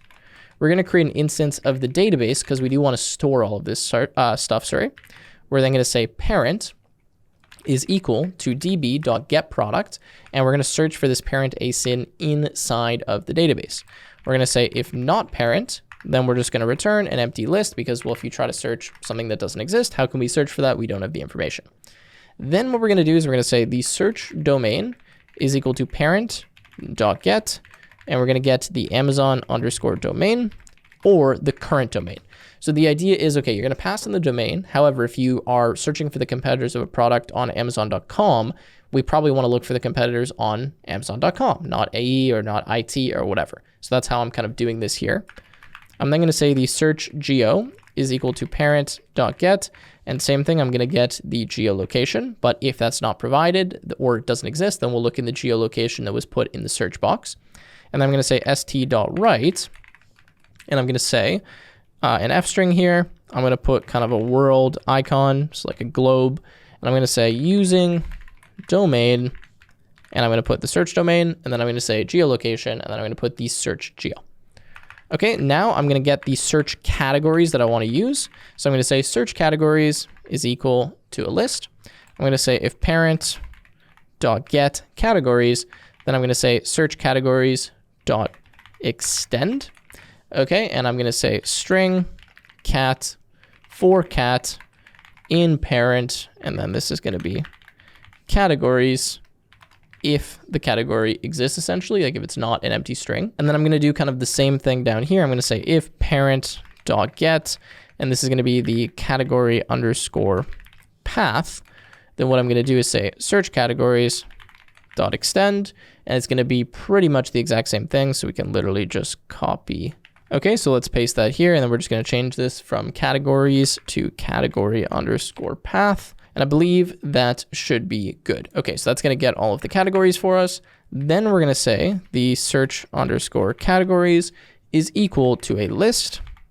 And then we're going to make a set. And what I'm doing is just removing any duplicate categories here. And I'm going to say cat.strip for cat in the search categories if cat and is instance cat of type string and cat.strip. Now I know that's a lot, but what I'm doing is just making sure that all of the categories that I have inside of my search categories are actually strings and that I don't have any duplicates. That's what I'm doing here. Okay, then I'm going to say all results is equal to an empty list, and I'm going to grab all of the competitor results. So I'm going to say for category, okay, in the search categories, I'm going to limit this up to 3 so that we're only doing maximum 3 categories because I don't want to search for every single one. Then I'm going to say search underscore results is equal to search for competitors. We're going to import that from the client. So you can see it's auto imported now because of how I wrote that in PyCharm. So we're going to say search results is equal to search competitors. We're going to pass the query title. This is going to be the parent title. Then we're going to say the domain, which is equal to the search domain. We're going to say the categories is equal to a list with just category. Now it's a little bit weird how I've done this, but essentially I am just looping through all of the categories here rather than looping through the categories here, which I could have done. So sorry, let me go back here. See how we're just getting like the first category and we have this kind of category refinement thing. The code's a little bit weird. It could be enhanced and written a little bit more clear, but essentially I'm just doing the category looping here and just calling this function multiple times rather than looping through the categories inside of here. Anyways, hopefully that's clear. Then I'm going to say pages is equal to the number of pages we want to get. And I'm going to say geolocation is equal to the search geo. Then I'm going to say all underscore results dot extend the search results. So we're just going to add those all to this list. Okay, so we're getting close to finish with this function. That's going to get all of our categories. But then after we get the categories, we need to actually search for all of the products. So first we're going to say competitor underscore asins, and I just want to get all the unique asins. So I'm going to say list of set. The reason we use the set is it removes any duplicates. And I'm going to say r.get asin for r in all underscore results, but only if r.get asin and r.get asin does not equal the parent asin. So let's fix this, does not equal the parent asin. The reason for this is I want to make sure that I'm getting all of the unique valid asins. So I'm saying, okay, let's look through all of our results. Let's get the asin. If it exists, right? So if it's valid and it's not the parent, then we'll put it inside of this set. The set will remove any duplicates. We'll then convert that to a list. And now we have a unique list of all of the duplicates. Okay. Then what I'm going to say is the product underscore details are equal to, and I need to import the other function that I wrote. So this is going to be scrape multiple products. So we're going to call scrape multiple products. Okay. So let's call that function. With this, we're going to pass the competitor asins, our domain, and the geolocation. And I need to make sure that I'm passing that in the correct order. I think if I look at this here, let's see, it's geolocation then domain. So let's swap that around to go geolocation and domain. Okay, good. And for the competitor asins, I'm just going to limit this to 20 for right now so it doesn't take forever to run. If you wanted to scrape everything, then just remove the limit, okay? So I'm just limiting it to 20, again, more for, kind of for the demo and tutorial purpose, but if you want everything, remove that limit. Right, so now that we've scraped all of the products, I want to store them in the database. So I'm going to say stored underscore comps is equal to an empty list. I'm then going to say for comp in product details. What I'm going to do is say comp, and I'm just going to add this value parent underscore asyn. And this is going to be equal to the parent asyn, so that I have an association where I'm saying, okay, this product that I scraped, I'm indicating it's a competitor of this, what do you call it, parent kind of product. And I'm going to say db.insert underscore product. And I'm going to insert this competitor into the database. And then I'm going to say stored comps dot append, and I'm going to append this competitor. Okay, so that's that. Then I'm going to say st.write. And I'm going to write here with a kind of like graph as the emoji. So let's put this. And I'm going to say competitor summary. Okay, and then I'm going to write out all the competitors so we can see them in a list. So I'm going to say for comp in the stored competitors. Then we're going to say the price is equal to competitor.get the price. Otherwise, we're just going to get a dash. We're going to get the currency, which is competitor.get, and then this is going to be currency or a dash. So let's fix that there. Then we're going to say if is instance, and this is going to be the price. And we're going to say if it's of type int or float, then what I'm going to do is say the price underscore string is equal to an f string. And I'm going to say currency. Let's go currency like that. And then price. And for the price, I'm just going to round this to 2 decimal places. So I'm going to go colon and then dot, dot 2f. That's going to give us some nice formatting. I'm going to say if the currency, otherwise I'm just going to put the price with the formatting. Now, else if it's not of type int or float, and let's add our colon here, then what I'm going to do is just say the price string is equal to the string of price.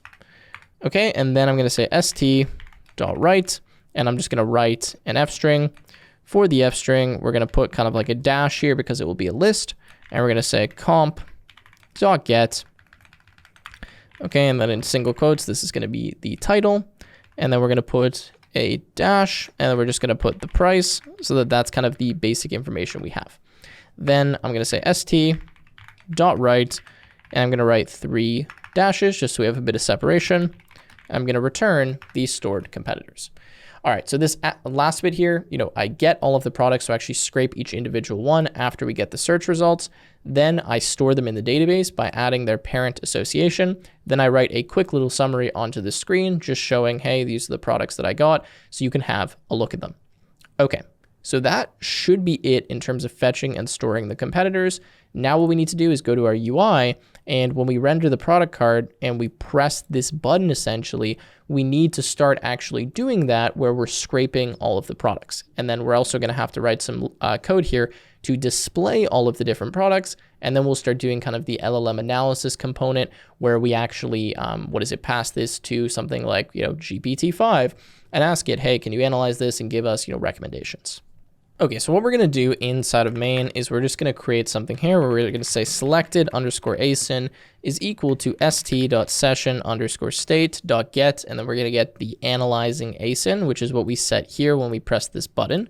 Now, if we do that, we're going to say if selected asyn, so if we've actually pressed one of those buttons, we're going to make a divider, and then we're going to say st.subheader, and we're going to say an f string competitor analysis for the selected asyn. Okay, then what we're going to do is we're going to say db is equal to database.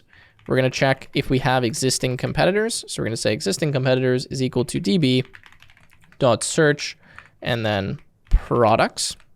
And we're going to pass the parent underscore asyn equal to the selected asyn. Now we need to import database, so let's do that from up here. We're going to say from src.db import the database. What we're effectively doing is saying, okay, before I start actually doing all this scraping and searching, let's check if we already have existing competitors. If we do, we'll just use those, right? So we're going to say if not existing competitors, then we're going to say with st.spinner. This is going to say searching ... Then we're going to say comps is equal to, and then we're going to bring in this new function. So from our services, we're going to bring in fetch and store competitors. And we're going to call that. So we're going to go here and call fetch and store competitors. We're going to pass the selected ASIN, the domain, and the geolocation. And again, by default, we'll just scrape 2 pages. We could do more there if we wanted to. Okay, so that's going to scrape that.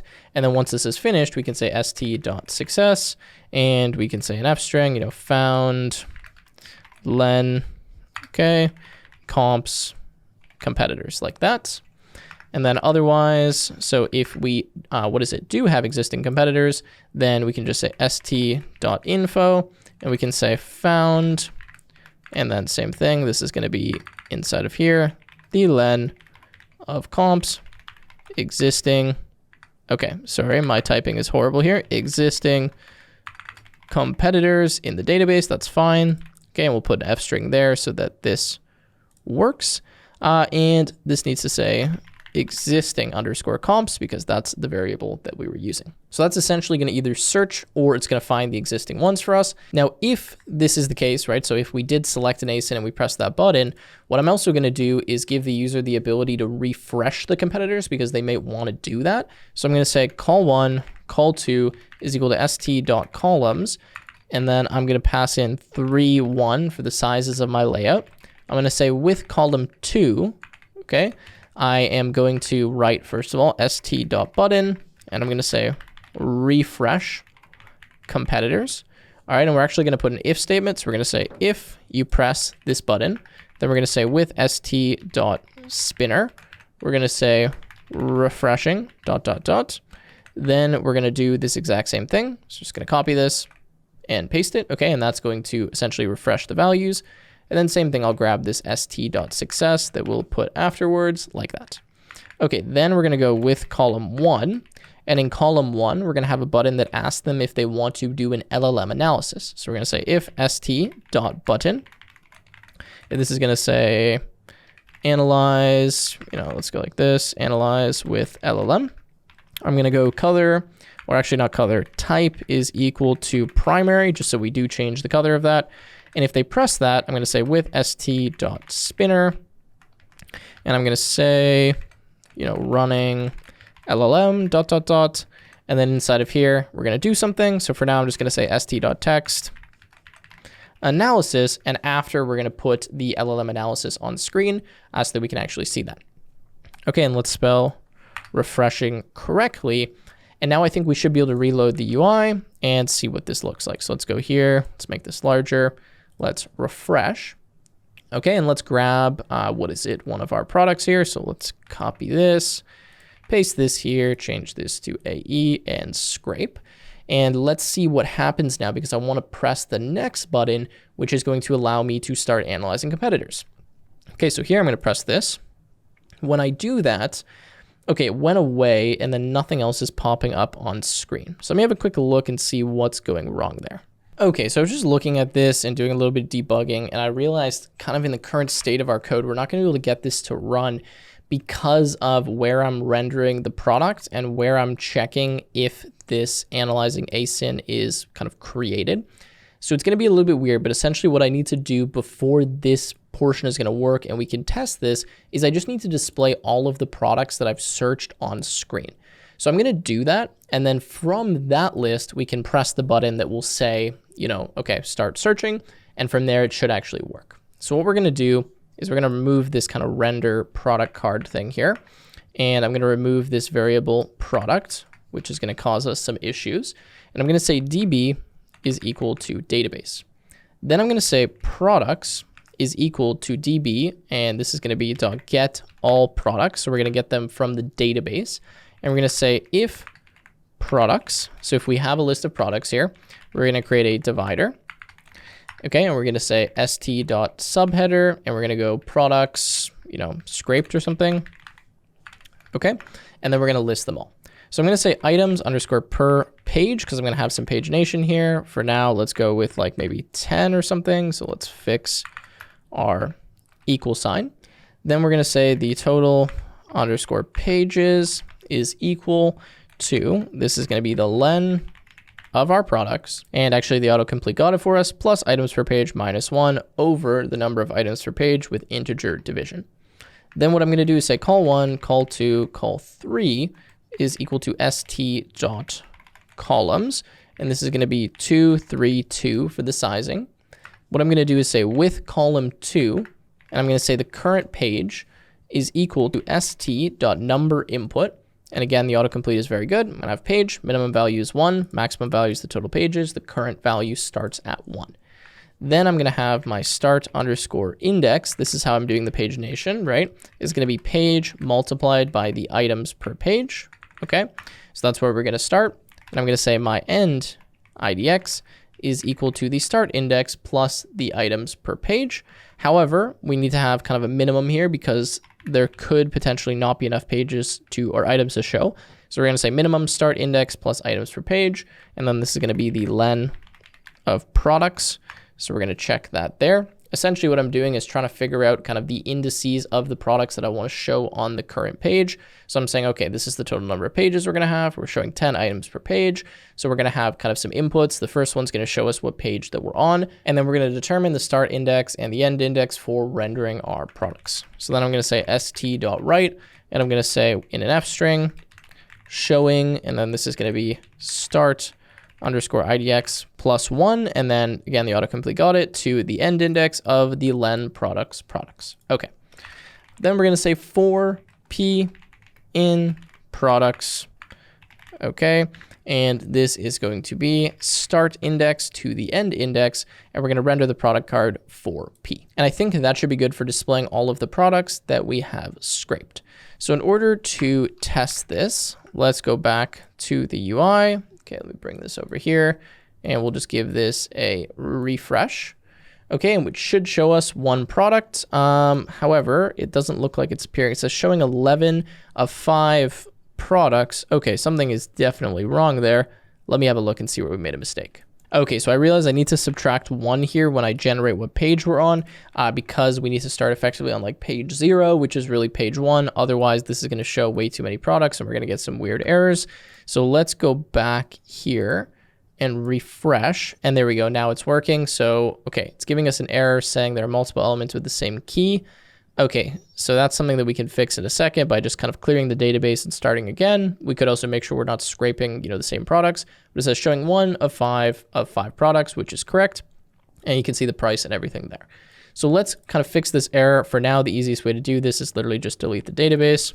So what I'll do is I'll just shut down this server, and I'm just going to delete the database. Okay, so delete and rerun this. And now I'm just going to scrape another product again. In our code, we could put some safeguards, but I don't really want to add all of that right now. So I'm just going to change this to AE. Okay, run it. We're going to scrape this product, give it a second, and you can see now that it appears in our list of pages. And then if we press start analyzing competitors, okay, it gives us some issues saying Streamlit has no attribute white. So I probably just forgot to type right. So let's search for that in the editor. And we can see it's probably in maybe services. Let's search it here. Yes, it should say right. Okay, so that was probably what was causing the error before as well. So let's again go back, and we've made that fix and rerun this. And now if we press start analyzing competitors, we can see that it shows up and all is working.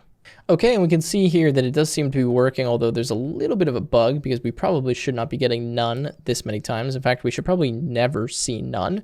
So let me have a look and see why we're getting that, but at least it kind of went through the flow here. It found the competitors, scraped the details. So overall, we're pretty close. Let's fix some of those issues, and then we can get into the analyzing with the LLM step. Okay, so I'm just looking at this, and I think what we're going to do is add a little bit of a safeguard here so that we don't add any competitor that doesn't have a name, because it looks like there's some weird obscure competitors and maybe unlisted values that we're getting.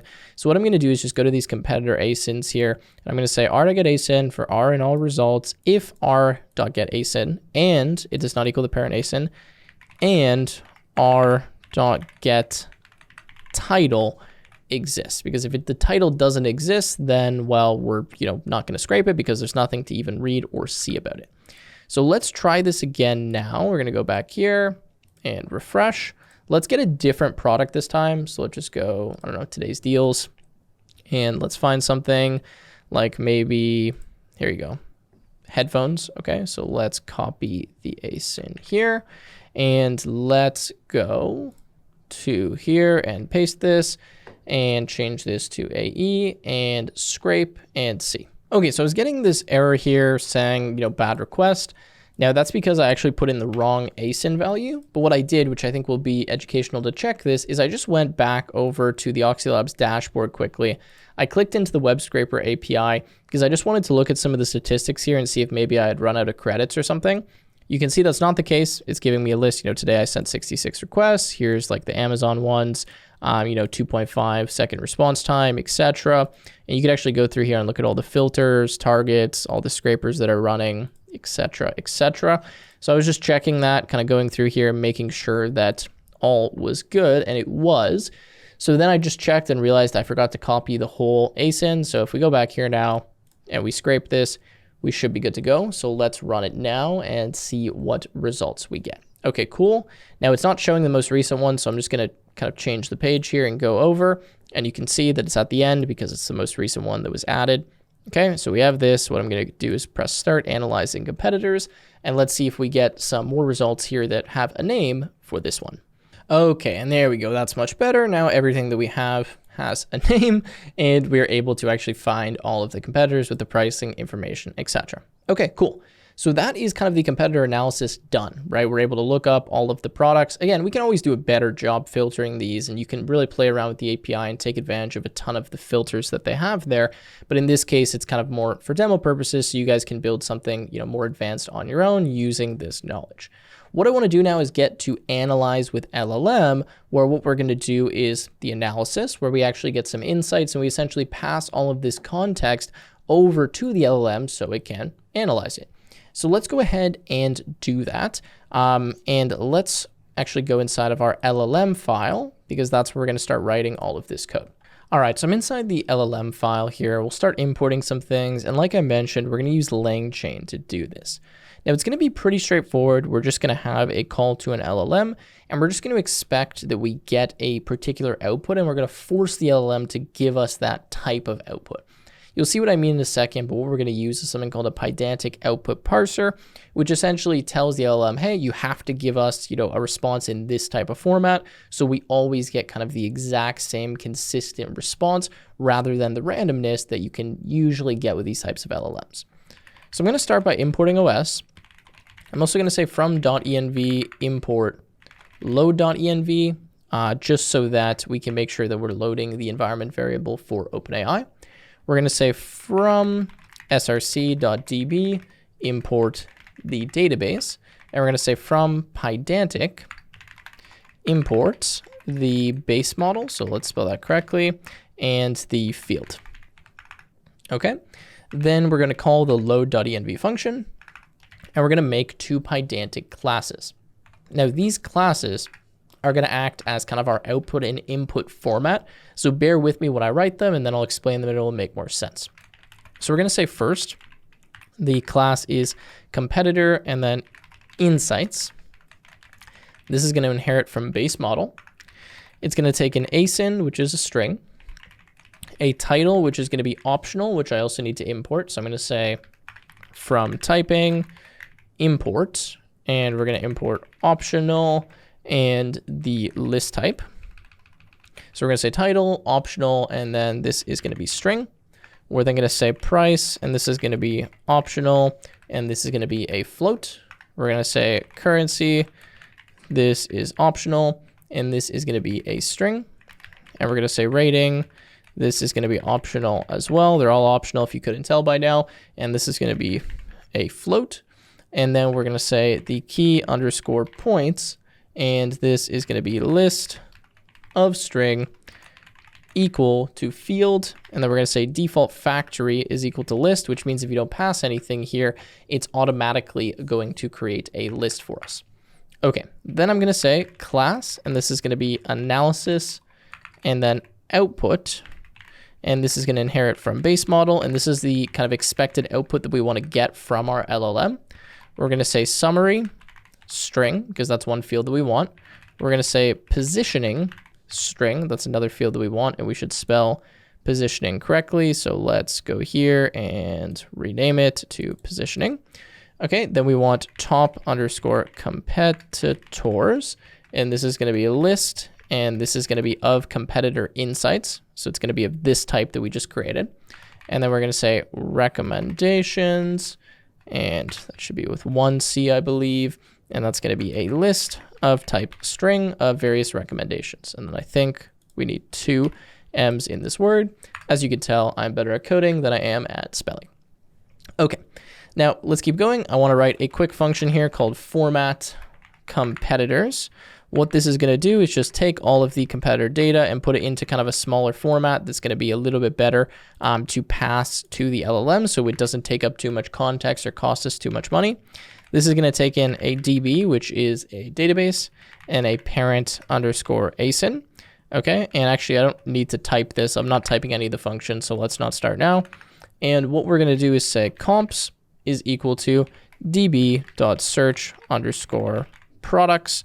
And what we're going to do is we're going to search for the parent underscore ASIN equal to the parent ASIN. So this is going to get all of the competitors for a particular product. Then what I'm going to do is I'm going to return a list.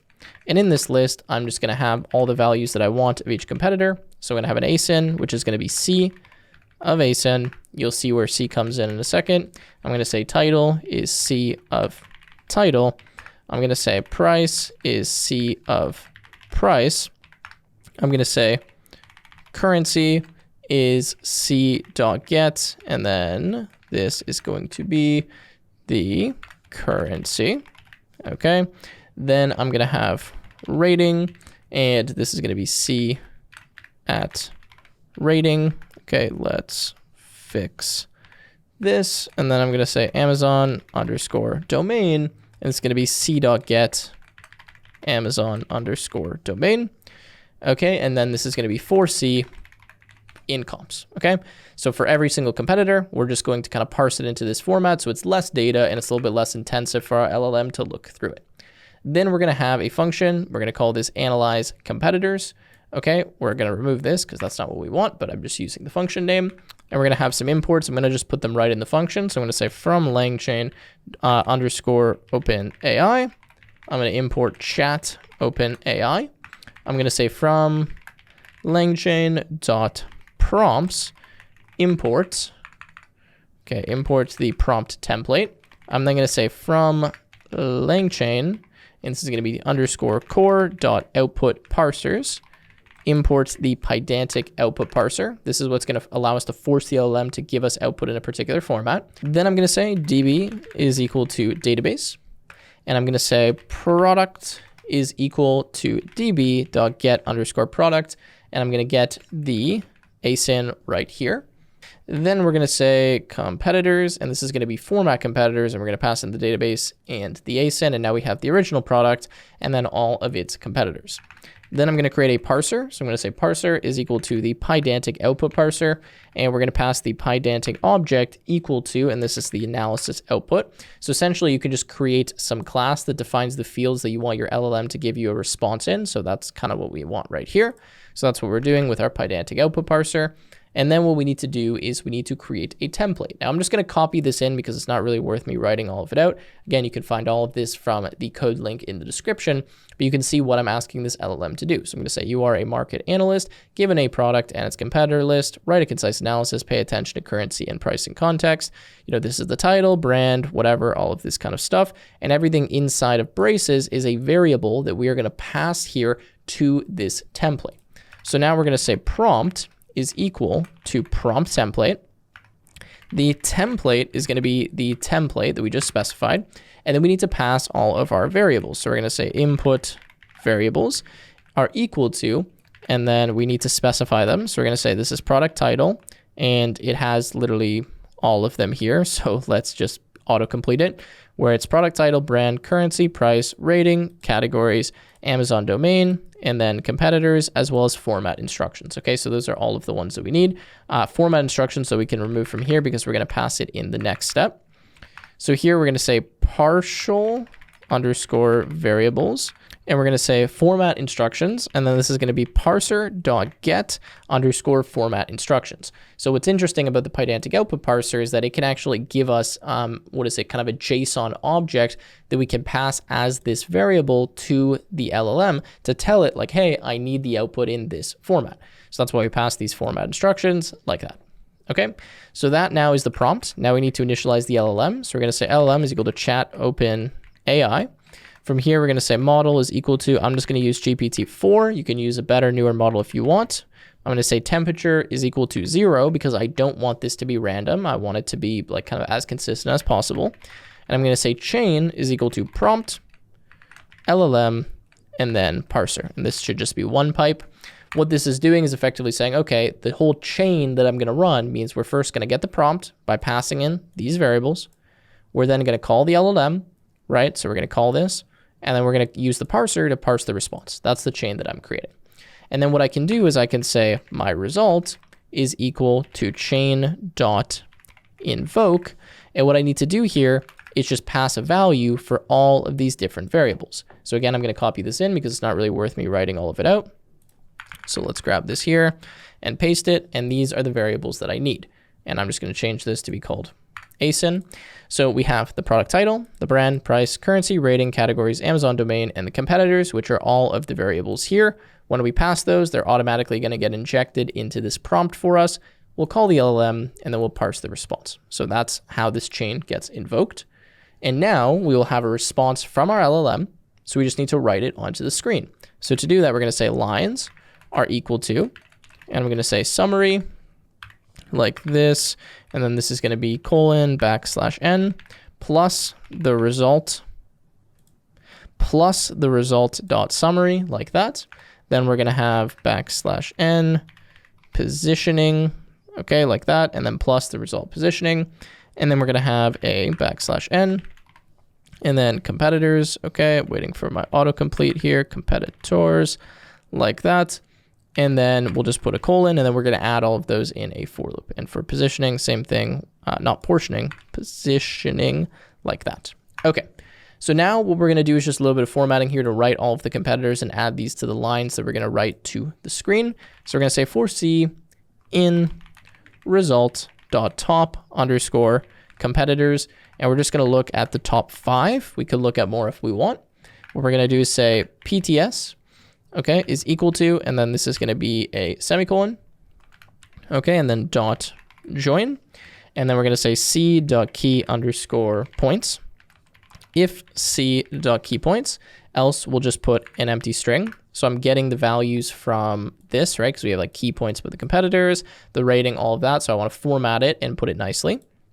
Okay, then we're going to say currency is equal to c.currency, if currency, else empty string.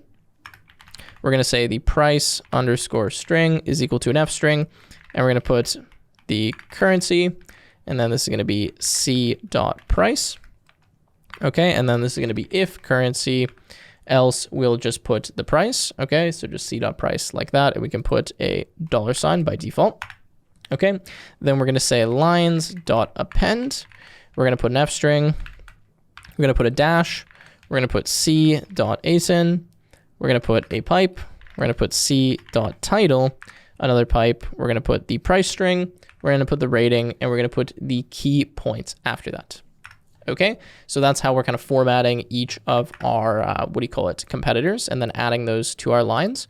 Then we're going to say if result dot recommendations. Okay, so let's spell recommendations correctly. So if result.recommendations, we're going to say lines.append. We're going to append recommendations like that, and we're going to put a \n before it. And then we're going to say for r in result.recommendations, lines.append, we're going to put an F string, and we're going to put a dash, and then r, which is the recommendation. And then we're going to return a \n dot join our lines, which will just join all of the lines here with a kind of new line character or like a blank line separating them. Okay, so that's it for the kind of LLM, file here. Now we just need to use it from main.py. So let's go back into main.py and start writing that code. Okay, so it's gonna be pretty straightforward. First, we just need to import this. So first we can remove this because we don't need that. And we're gonna say from src.llm import analyze competitors. We're gonna go find this button here, right, where we're running the spinner. And we're gonna say the analysis is equal to, and this is gonna be, we gotta call the function, so analyze competitors, and we'll just pass this selected ASIN. Then all we're gonna do is just say st.markdown because it's gonna give us a response in markdown, and we're just gonna put the analysis on screen. And that's it. That's literally all that we're gonna show there, and that should pretty much finish our program. So let's try this now by going here and refreshing. Okay, and let's just try it on one of our existing products. So let's go maybe to the last page here. Okay, let's pick one of these headphones, maybe this one, and go start analyzing competitors. If we scroll down, it's gonna start doing that. We'll wait for it to finish, and then we can do the LLM analysis. Okay, so all of the competitors have been analyzed here and pulled up. Now what I'm gonna do is go analyze with LLM. All right, we also have some nones, so we could look at fixing that later, but I think for right now it's okay.